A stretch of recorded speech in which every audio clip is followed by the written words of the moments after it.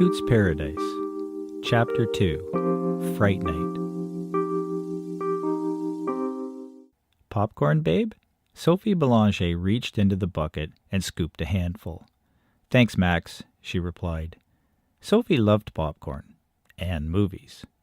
Max Campbell, raging ball of teen testosterone, loved Sophie and movies, especially drive-in movies, with large screens and larger-than-life heroes and heroines, and action and guns and probably sex.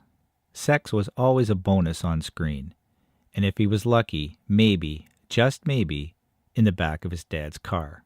Hey, a kid could dream, couldn't he? Max was a good kid, a straight-A student with a part-time job and a girlfriend his parents actually liked, which was how Max came to be at the Starlight Drive-In with Sophie in his father's Tesla, parked beside an assortment of minivans and pickup trucks and junkers that were obviously hidden in garages when safety checks were required. Tonight's show was a double feature.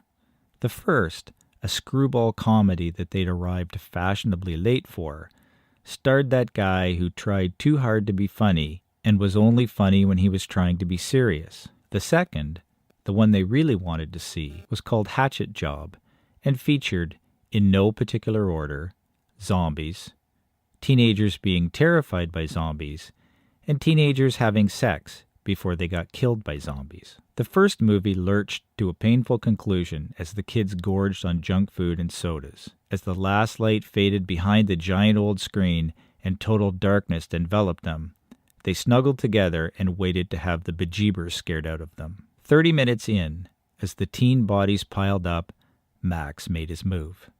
Slid his arm over Sophie's shoulder, pulled her close. Let his right hand drop down, hover over her breast. Reach in, just like in the movies, and, "Ow! What the heck are you doing?" yelled Sophie, as Max grabbed hold of his intended target a little too hard. "Ow! I can't breathe," said Max, as Sophie placed a perfectly aimed elbow squarely into Max's ribs.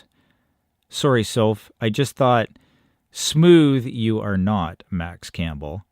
And I'm sorry for the reflex elbow. Too many years playing hockey, I guess. As soon as I can breathe again, I'll forgive you."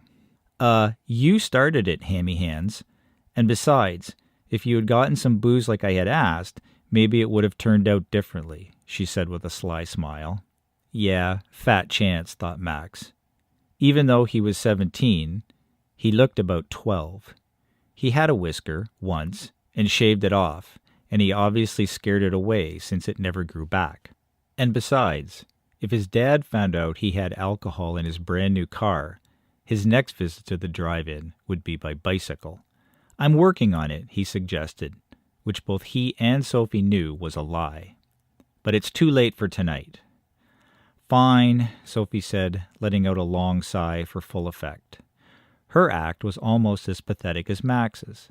She, like Max, was a good student, volunteered at the nursing home down the street, and had never so much as shoplifted a bubblegum.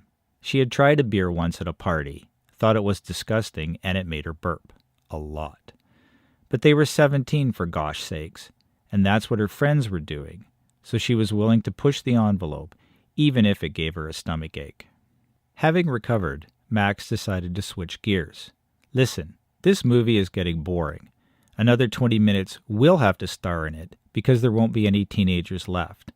What do you say we get out of here and go someplace where the thrills are real?" "As long as you keep your hands in your pockets, I'm game," said Sophie with a laugh. "You have someplace special in mind, I take it?" "Oh yeah, you're going to go crazy for this place."